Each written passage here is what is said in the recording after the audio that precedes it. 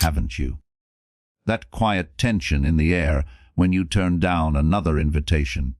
The puzzled glances when you choose solitude over the crowd. The half smiles that carry a question no one dares to ask out loud. What's wrong with him? You see it in the way conversations lose momentum when you enter the room. The slight unease when you mention that you spent the weekend alone and actually enjoyed it. The room shifts, subtly but unmistakably. It's as if you've broken an unspoken rule, crossed a social boundary no one admits exists. Because there's something unsettling about a man who doesn't need the world to keep him company. There's something foreign, almost threatening, about someone who finds peace where others find emptiness. Society doesn't know what to do with that kind of person. It can't label him, can't categorize him, and most of all, can't control him. So instead, it rejects him, it mocks him. It warns others not to become like him. But the real question is, why? Why does a man's comfort in silence make others so uncomfortable? Why does self-containment look dangerous to a culture obsessed with connection? Picture this, it's Friday night. The streets are alive with laughter. The glow of restaurants and bars spills across sidewalks, and people gather in tight circles chasing distraction under the guise of joy. Somewhere, in a quiet room away from all that noise, there's a man sitting alone. He isn't scrolling through social media. He isn't feeling left out. He isn't pretending not to care while secretly wishing he was there. He's calm, present, entirely at peace with his own company. He might be reading, reflecting, or creating. Maybe he's just thinking. To most people, this looks like loneliness.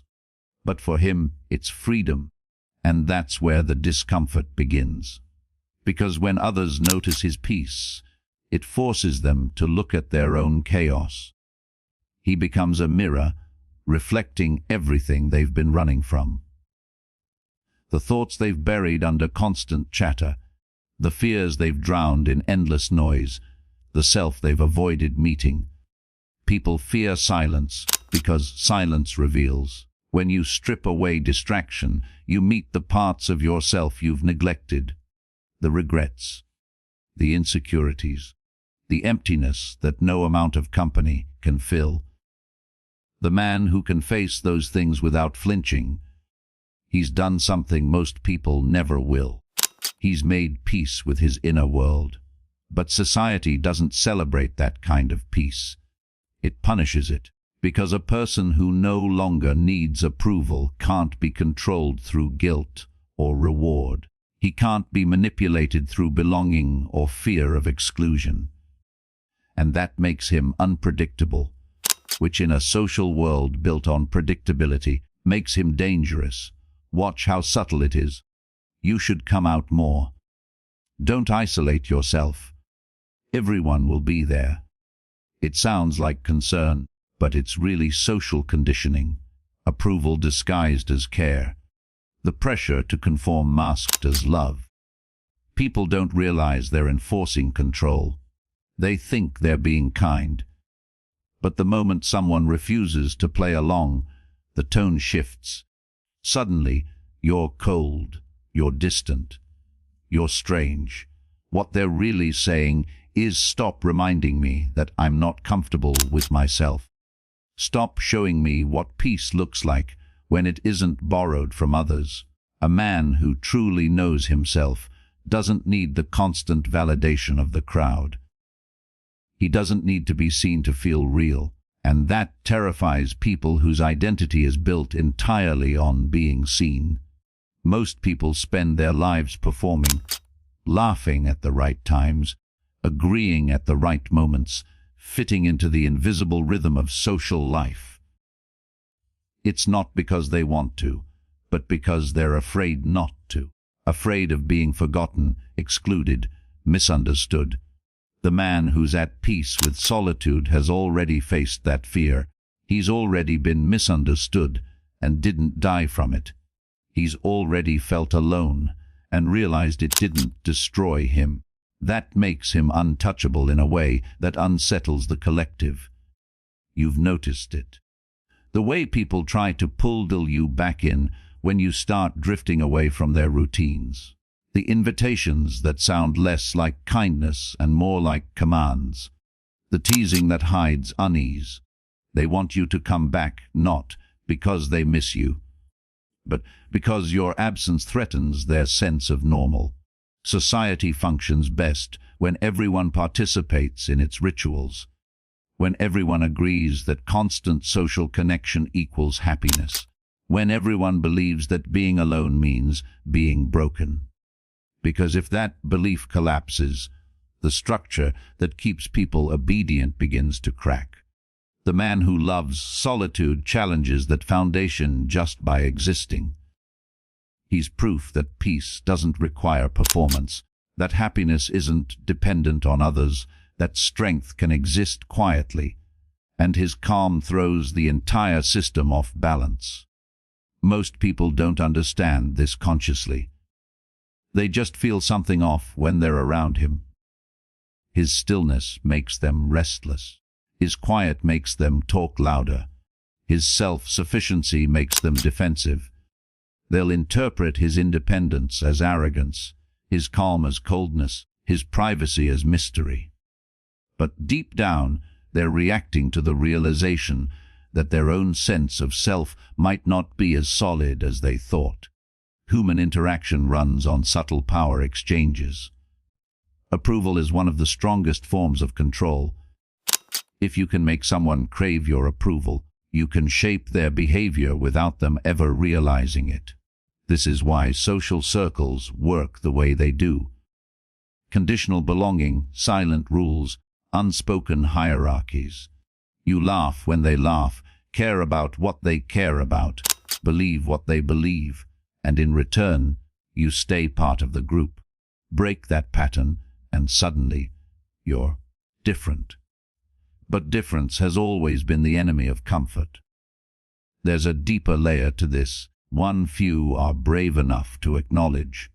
The solitary man represents a psychological rebellion against dependency. He's no longer sustained by external energy, so the usual tactics, flattery, exclusion, manipulation, don't move him.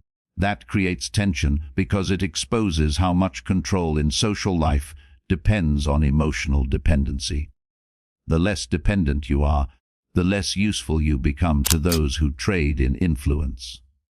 When a person's self-worth is internally rooted, it breaks the silent contract of collective validation. And that's what makes the self-contained man so dangerous. He's proof that freedom from emotional control is possible. It's ironic.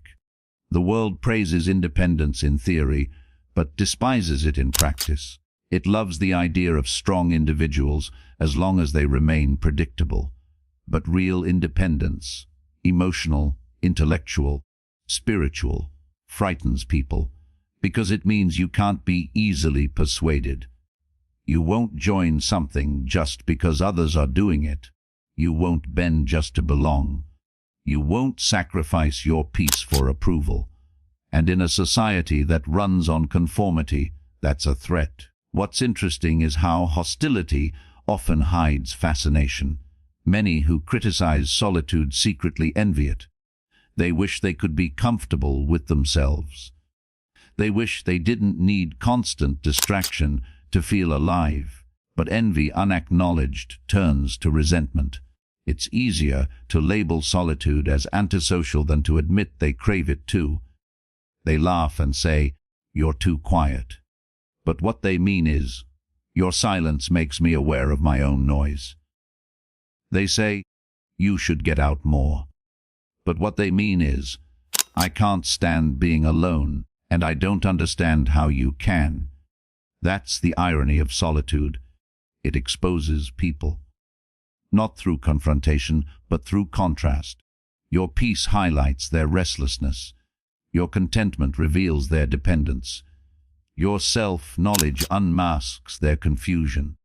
And because most people can't tolerate that kind of reflection, They turn the discomfort outward. The solitary man becomes a projection screen for everything people avoid confronting. Their fear of being forgotten, their hidden loneliness, their suppressed desire for freedom. They see in him everything they've denied in themselves, and it disturbs them. But he doesn't return the hostility. He doesn't need to. He's not trying to convince anyone of anything. He's simply living in alignment with what feels true. And truth has a strange effect. It exposes without attacking, reveals without demanding, and transforms without asking permission. That's why the man who finds strength in solitude doesn't have to speak loudly. His life speaks for him. His calm contradicts the chaos around him. His independence questions the foundations of dependence that hold society together. He's not dangerous because he wants power. He's dangerous because he doesn't need it. When people react to your independence, it isn't truly about you. It's about what they see when they look inward and refuse to face it. You've become a living paradox, a walking contradiction to everything they've been taught to believe about happiness, connection, and fulfillment. You show them that the quiet life isn't empty, that absence from the crowd doesn't mean lack, that solitude can be rich, textured, and deeply satisfying. And that scares them more than any loud rebellion ever could. You've noticed it, haven't you? The way some conversations change the moment you reveal your preference for being alone. People lean back, pause, and adjust their tone. They make jokes that sting beneath the surface. They ask questions that feel pointed, almost probing. They try to gauge whether you're lonely, depressed, or secretly hurting, and when you respond calmly, without defensiveness, they flinch. Because your serenity cannot be manipulated, cannot be bargained with, cannot be shaken by social pressure, it's proof that their assumptions about human dependency might be wrong. Think about it. Most social interaction depends on invisible contracts. You follow the rules. You show up where expected. You engage in performative empathy. You mimic enthusiasm. You reassure others constantly that you're part of the group. These unspoken rules are rarely questioned because breaking them carries consequences. Discomfort, judgment, exclusion. The man who doesn't play by these rules, who follows his own compass instead, becomes a destabilizing force in the subtle ecosystem of social life. His freedom exposes the chains others have willingly embraced. It's not that people want to harm you. It's that your example unsettles them. Your ability to be complete without constant affirmation demonstrates how many have settled for a borrowed sense of self, and that recognition is uncomfortable. It triggers a cognitive dissonance they aren't prepared to resolve. Deep down, they may admire you, even envy you, but envy quickly mutates into projection and criticism. You're too aloof. You're distant. You're cold. These aren't descriptions. They're defenses.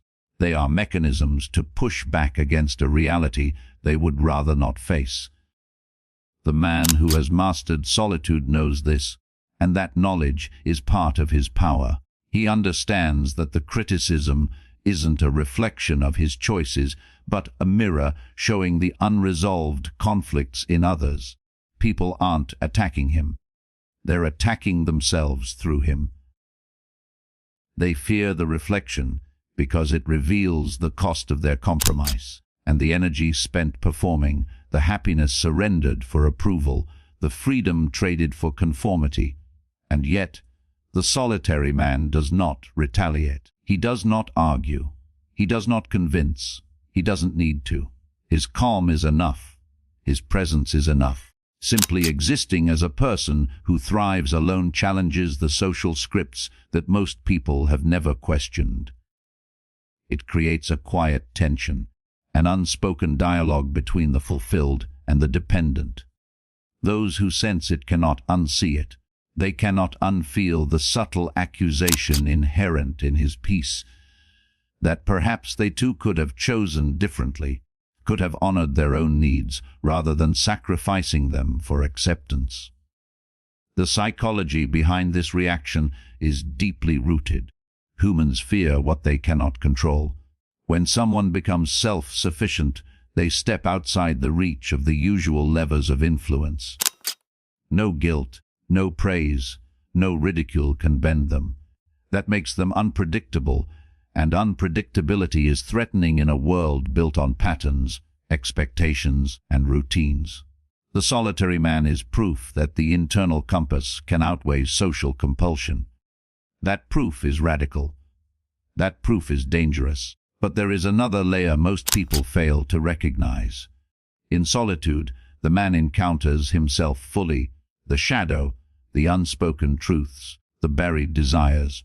He does not hide from his darkness. He explores it, understands it, and integrates it. This journey into the self, unfiltered and unmediated, produces resilience, clarity, and strength. It makes him aware of his motivations, honest with his emotions, and deliberate in his actions. He is, in every sense, whole. Wholeness is another source of discomfort for the collective. When someone doesn't need the social scaffolding to maintain identity, the scaffolding itself is exposed as optional, even arbitrary. People are forced to confront a harsh question: are my routines, my social performances, my endless seeking of approval necessary for survival, or have I simply convinced myself they are?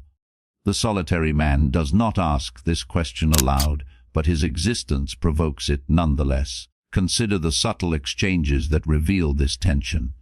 Someone invites you to a gathering, expecting compliance. You decline. They try reasoning, persuasion, even gentle coercion.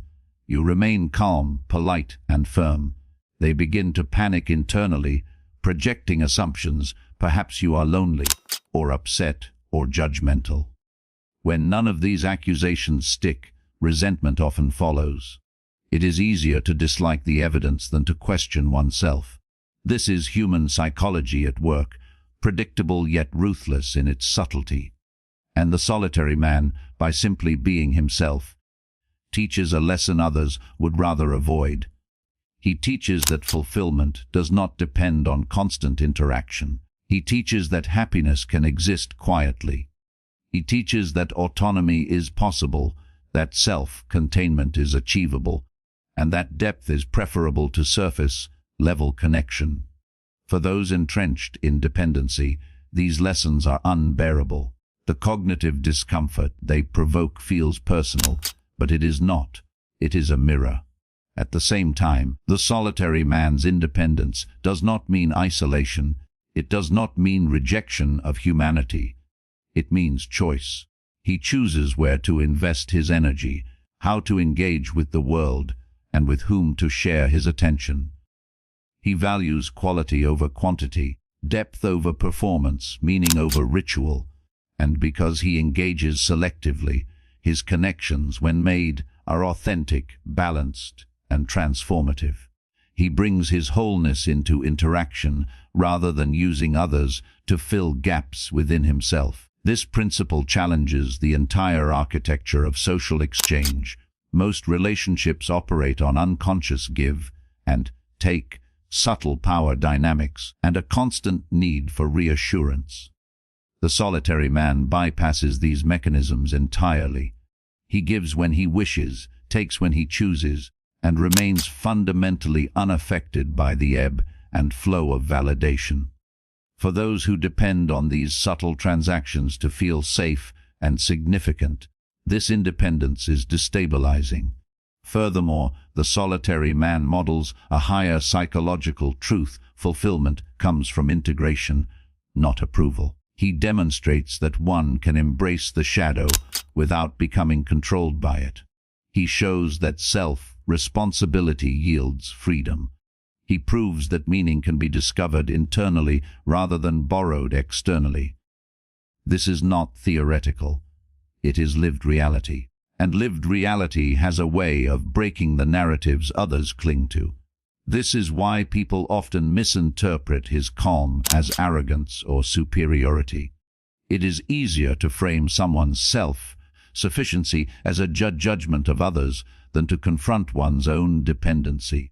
It is simpler to attack the messenger than to reconcile the uncomfortable truths he exposes. And in those attacks, they reveal more about themselves than about him. Yet the solitary man does not recoil from this hostility. He understands the nature of projection and chooses compassion over reaction. He recognizes that misunderstanding is inevitable and that judgment will always accompany deviation. But he also knows that his responsibility is not to appease the world. It is to remain true to his path. He does not justify, explain, or negotiate his existence. He honors it. This is the essence of courage in solitude. It is not flashy or loud.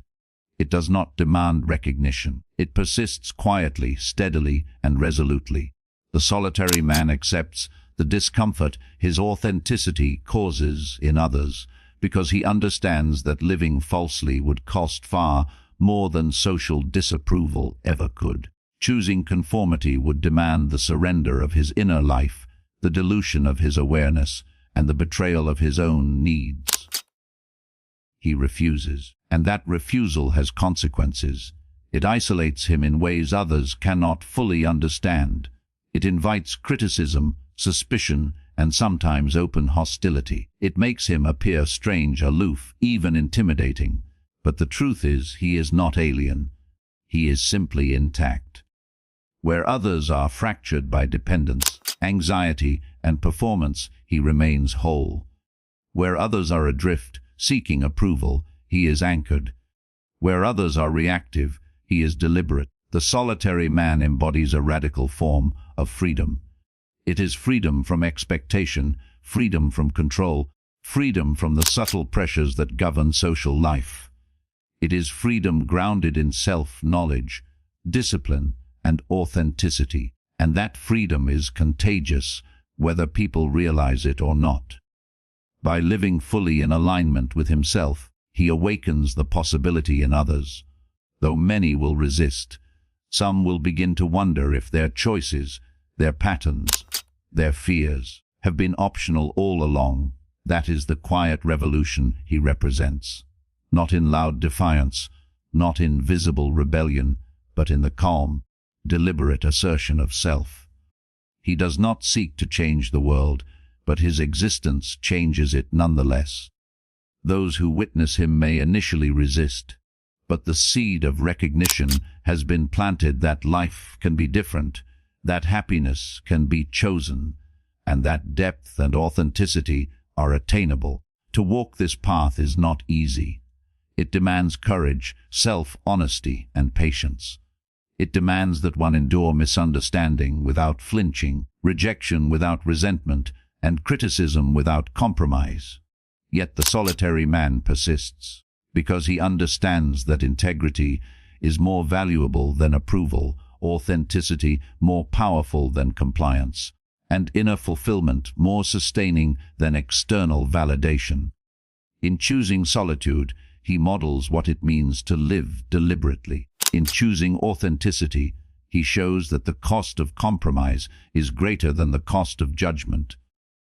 In simply existing as a whole, self-sufficient individual, he disrupts the assumptions that govern social life and lights the way for those willing to see beyond dependency. So, when people recoil from your calm, when they question your choices, when they mislabel your independence as coldness, understand this: they are not judging you. They are encountering a truth about themselves they cannot yet face. And your presence, steady and unshaken, is the reflection they fear most. The reminder that life can be lived differently, that peace can be found within, and that strength does not always roar. Walk forward with that knowledge. Honor your solitude, protect your integrity, and remain uncompromisingly you, because the world needs those who are brave enough to live authentically, who are courageous enough to embrace themselves fully, and who, by simply existing, reveal to others the path they might also have taken.